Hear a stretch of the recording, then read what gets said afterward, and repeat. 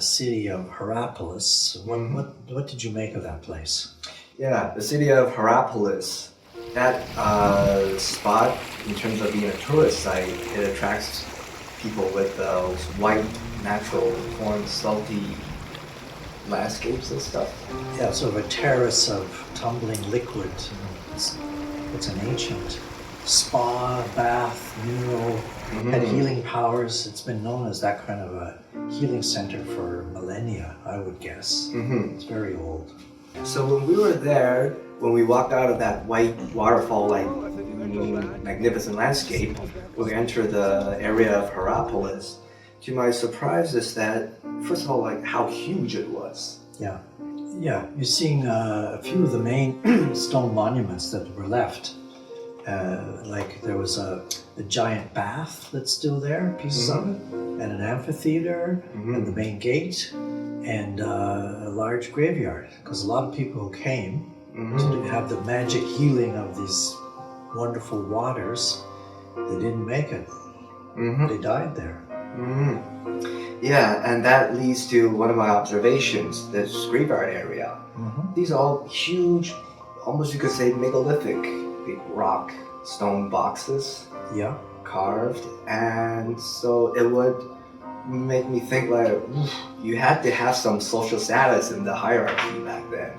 Yeah. To get a nice grave like that. And another thing is, they're not buried, all of them. Some of them are even stacked on each other, and at different sizes. It's almost like a statement or a display. Like once upon a time, this person had his great life, and this is his tomb. And yeah. So it led to me thinking like, what would the gap between the rich and poor be? Because we know that back in the days there were a lot of slaves, and noble people definitely had different social statuses. Yeah, the rich person's graveyards, the variety of types meant that those people were coming from maybe 500 to 1,000 kilometers away to come to this special healing place.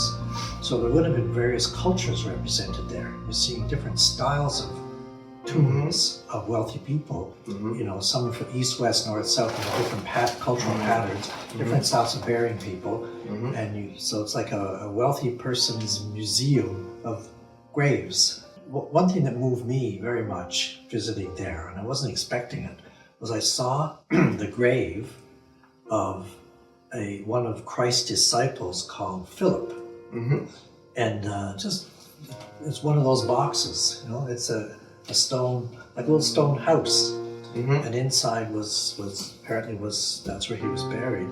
But then they had also built, not far from where he's buried, a octagonal building. I guess it used to have a roof, but like a temple or a shrine, to remember and honor him and remember his death and his.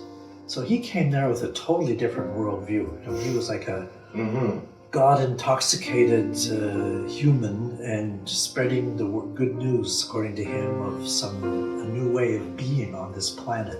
So I think the habits of the life of the people at that time did not welcome his message, and they killed him. So you see, I mean, that's one of the great things about that place. You see so much history interconnected. Almost like a collision between the demonstration of the ruling class with their wealth, the decadence and stuff, and suddenly when the martyr man Philip came, and because the message of early Christianity would definitely be something that counters the idea about class ruling over others, and humans all be brothers together.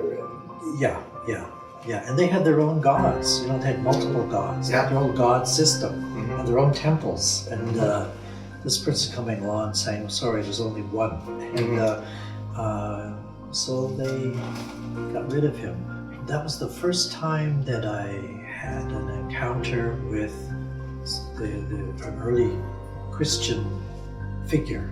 There was somebody who had met Christ in Palestine, as it was known then. And having grown up in a Christian background, it was interesting to feel the roots, the beginnings. Yeah, like in that city, or actually also other places, we noticed like they have the Roman language and the Greek letters, Yeah. bilingual signs everywhere. Yeah. So you would imagine that place having a sense of tolerance to multicultural stuff, and You would imagine, yeah. to a certain extent. Yeah, and the Romans were quite enthusiastic about Greek knowledge, Yeah. the geometry, their architecture, expanded, built upon it, improved it. Yeah, and even carved the two languages in stone on monuments and gates, but maybe they all had a similar way of life. But in Hierapolis, you'd see a little bit of everything, including the thought process, how this kind of empire mind state transitioned to this Christianity-based civilization in the future. Yeah. The worship of Saint Philip. Yeah.